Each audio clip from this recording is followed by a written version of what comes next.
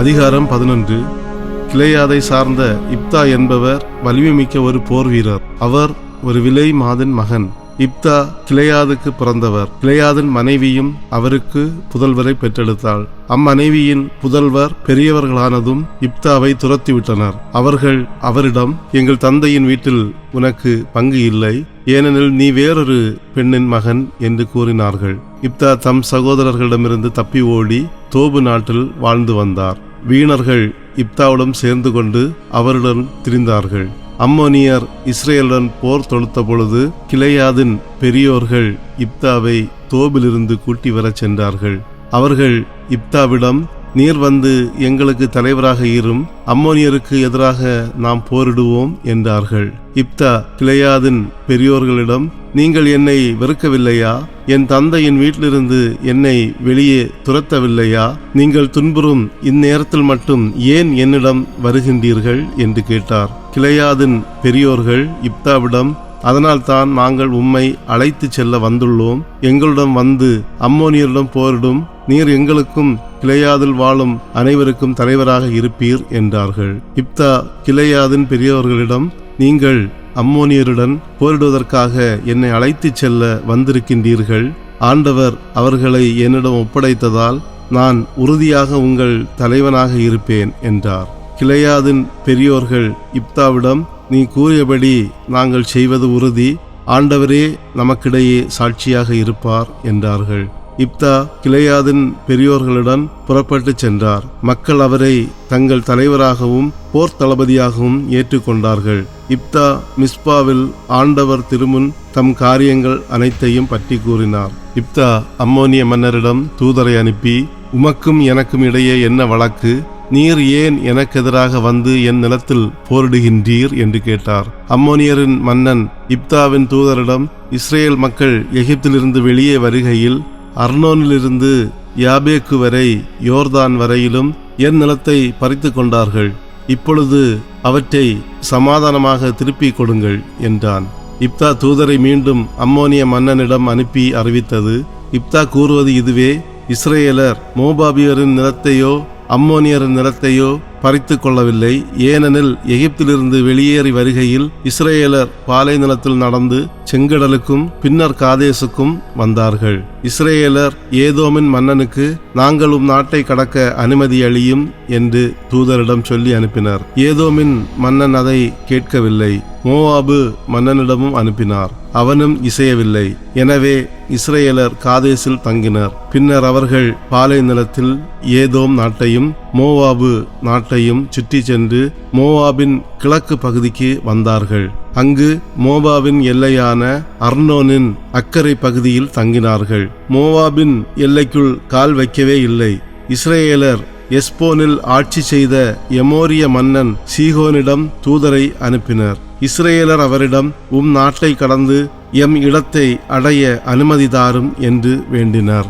ஆனால் சீகோன் இஸ்ரேலரை நம்பாததால் அவர்களை தம் எல்லைக்குள் விடாது தன் மக்கள் அனைவரையும் ஒன்று திரட்டி யாகாசில் பாளையம் இறங்கி இஸ்ரேல் மக்களுடன் போர் புரிந்தான்.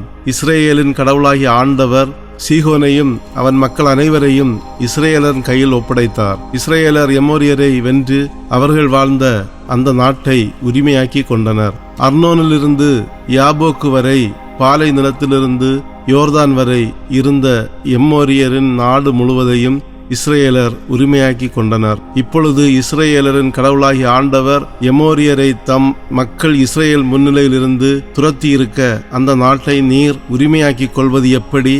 கடவுளாகிய கெமோசு உமக்கு உடைமையாக கொடுப்பதை நீர் உரிமையாக்கி கொள்ள மாட்டீரா? அவ்வாறே எங்கள் கடவுளாகிய ஆண்டவர் எங்களுக்கு உடைமையாக கொடுத்ததை நாங்கள் உரிமையாக்கி கொள்ளாது இருப்போமா? நீர் மோவாபின் மன்னன் சிப்ரோனின் மகன் பாலாக்கை விட சிறந்தவரா? அவன் இஸ்ரேலருடன் எப்போதாவது வழக்காடினானா? அவர்களோடு எப்போதாவது போரிட்டானா? இஸ்ரேலர் எஸ்போனிலும் அதன் சிற்றூர்களிலும் அரோயேரிலும் அதன் சிற்றூர்களிலும் அர்னோனின் கரைகளில் இருந்த எல்லா நகர்களிலும் 300 ஆண்டுகள் வாழ்ந்திருக்க இவ்வளவு காலமாய் நீர் ஏன் அவற்றை திரும்ப எடுத்துக்கொள்ளவில்லை? நான் உமக்கு தீங்கு இழைக்கவில்லை. ஆனால் நீர் எனக்கு எதிராக போர் தொடுத்து தீமை விளைவிக்கின்றீர். நீதி வழங்கும் ஆண்டவர் இஸ்ரேல் மக்களுக்கும் அம்மோனிய மக்களுக்கும் இடையே இன்று நீதி வழங்கட்டும். அம்மோனியரின் மன்னன் தனக்கு இப்தா சொல்லி அனுப்பிய வார்த்தைகளை ஏற்கவில்லை. ஆண்டவரின் ஆவி இப்தாவுக்கு அருளப்பட்டது. அவர் கிளையாதையும் மனாசேயையும் கடந்து கிளையாதிலிருந்து மிஸ்பாவை கடந்து அங்கிருந்து அம்மோனியரை நெருங்கினார். இப்தா ஆண்டவருக்கு ஒரு நேர்ச்சை செய்தார். நீர் அம்மோனிய மக்களை என் கையில் ஒப்படைத்தால் அவர்களிடமிருந்து நான் வெற்றியோடு திரும்பும் பொழுது யார் என்னை சந்திக்க என் வீட்டு வாயிலிலிருந்து புறப்பட்டு வருகின்றாரோ அவர் ஆண்டவருக்கு உரியவர் ஆவார். அவரை கொண்டு வந்து எரிபலியாக ஒப்புக் கொடுப்பேன் என்று வாக்களித்தார். இப்தா அம்மோனியருடன் போரிடச் சென்றார். ஆண்டவர் அவர்களை இப்தா கையில் ஒப்படைத்தார். இப்தா அரோயேரிலிருந்து மின்னித்து எல்லை வரை 20 நகர்களையும் ஆபேல் கெராமிம் வரை இருந்த பகுதிகளையும் அளித்தார். இஸ்ரேல் முன்னிலையில் அம்மோனியர் அடக்கப்பட்டனர். இப்தாவின் புதல்வி இப்தா மிஸ்பாவில் இருந்த தம் வீடு திரும்பினார். இதோ அவருடைய மகள் மேளதாளத்துடன் நடனமாடிக்கொண்டு அவரை சந்திக்க புறப்பட்டு வந்தாள். அவளோ அவருடைய ஒரே மகள். அவருக்கு வேறு மகனோ மகளோ இல்லை. அவர் அவளை பார்த்ததும் தம் உடைகளை கிழித்து கொண்டு, ஐயோ என் மகளே, நீ எனக்கு மோசம் செய்து விட்டாயே, நீ என்னை துன்பத்திற்கு ஆளாக்கி விட்டாயே, நான் ஆண்டவருக்கு வாக்கு கொடுத்து விட்டேனே, அதை நான் மாற்ற முடியாதே என்றார். அவள் அவரிடம், அப்பா, நீங்கள் ஆண்டவருக்கு வாக்கு கொடுத்து விட்டீர்கள் என்றால் உங்கள் வாக்கின்படியே எனக்கு செய்யுங்கள்.